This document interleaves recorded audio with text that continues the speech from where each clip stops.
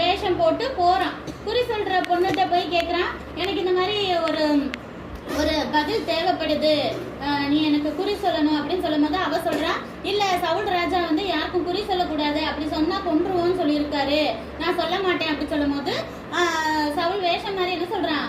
சத்தியம் பண்றான், இல்ல உன்னை நான் வந்து எதுக்கும் காட்டி கொடுக்கவே மாட்டேன், நீ தான் எனக்கு சொன்ன, நாங்க வெளியே சொல்ல மாட்டோம் அப்படி இப்படின்னு சொன்னா சத்தியம் பண்ணனா நம்புவாங்க இல்லையா. அவன் நம்பிட்டு சரி யார வந்து நான் உங்களுக்கு இறந்தவங்க ஆவியை எழுப்பி கொடுக்கணும் அப்படின்னு சொல்லும் போது சவுல் வந்து சொல்லுவான்,